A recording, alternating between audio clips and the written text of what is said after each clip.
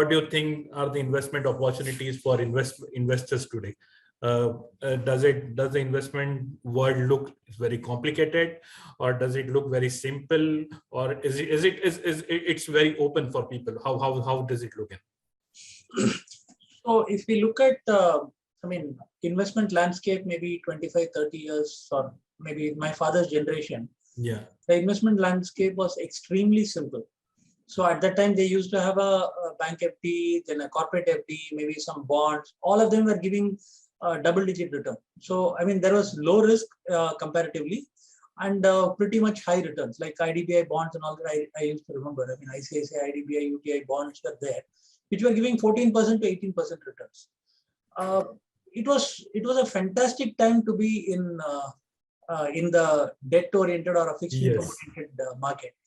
But as they say, the times have changed, and we are in a completely different era, completely different world now as compared to what it was then.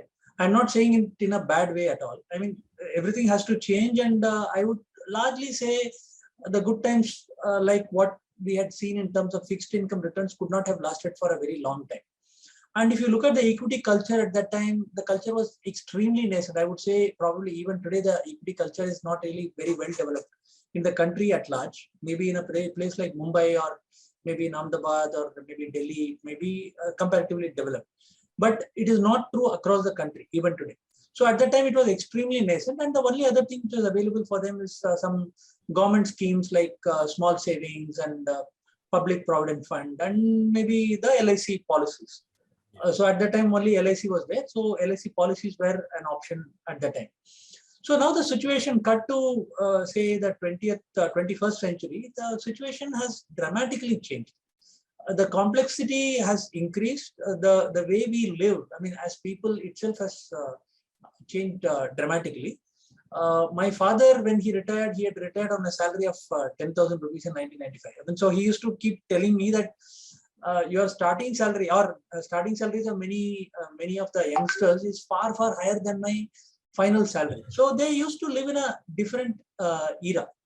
So now the salaries have increased. The amount of things which were available at that time, for even if one wanted to indulge, was actually very limited.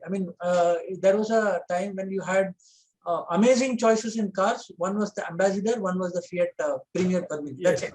So that was a choice you had maybe 42 years back. Now, virtually every company has maybe 10 or 15 or that kind of models. And you have hundreds and hundreds of cars and vehicles available. And there are several subsectors, subsections in cars.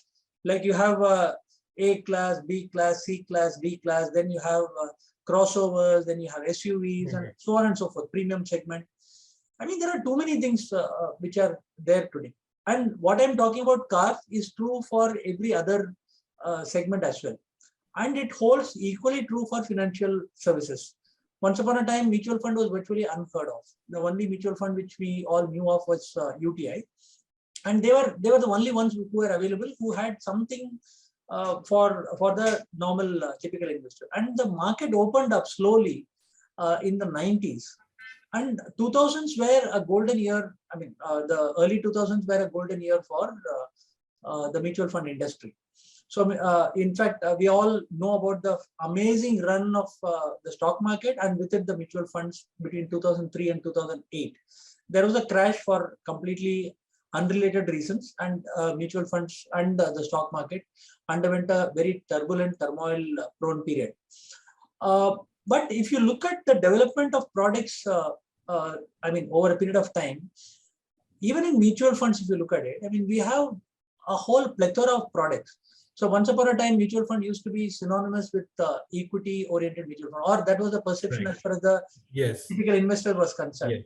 Now, over a period of time, the distribution community or the financial services community has understood the importance of a debt-oriented product. And with it, since they are now understanding that, and they have taken it to the investors, even the investors are fine with looking at debt mutual fund as an option. Apart from looking at bonds and FDs and NCDs and things like that. So mutual fund industry itself has deepened dramatically. So in the 2007-8, it was about 3 lakh crores or thereabouts. Yes. Now we are talking about an industry which is about 37, 38 lakh crores. I mean, there has been a significant growth. So now, if you see in this, so that is only regarding mutual funds.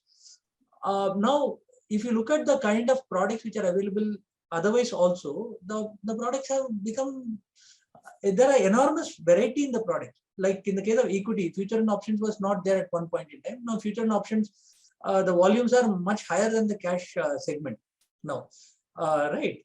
So, what was not there maybe 10, 15 years back is now one of the important options available today.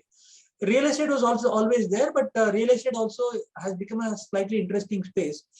In the sense, you now have REITs, which was not there before. Yeah. It's of course in the nascent stage, and we are also having companies which are selling property ownership on a fractional basis. You can buy 5 square feet, 10 square feet in some prop share kind of sites, and you can own that. So, I mean, there has been a dramatic change in the way we approach finances. Now, if you look at, should I go ahead, Sandeep? Yes, sir. Interesting is a real interesting point here. Yeah. So the point is now the lives of people also have undergone dramatic changes. Gone are the days when owning one scooter and maybe living on rent, or at maybe 48 or 50 or buying a house. So those things were there, were fine in the previous generation. My father also bought probably in his 40s, his house in his 40s, a modest home.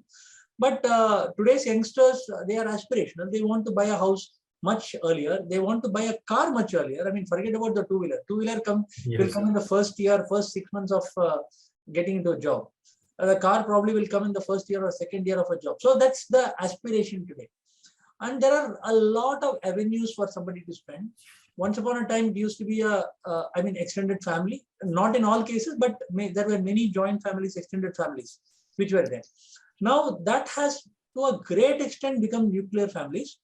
Also because, not just because of societal changes, but also because of the way the career is progressing today. Yes. Today, people are very mobile, and today somebody who's in Mumbai is not going to be tied down to Mumbai or any other city for that matter.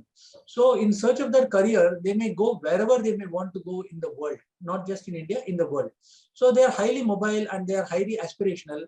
They want to live it up. They are looking for experiences more than just owning things. So some of us from the previous era probably are into owning things.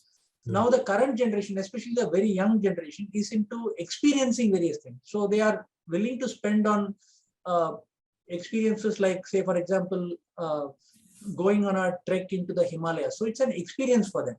Going and visiting new places, it's an experience. They don't mind spending a few lakhs for that kind of an experience. So it is not about owning. So they are fine with renting. This is a generation which is fine with Ola and Uber. They don't particularly fancy having a car. So there has been a, major shift in terms of how this generation is thinking. So, it's a vast difference between what was the situation 30 years back and what it is currently, virtually in every facet of life, including financial services.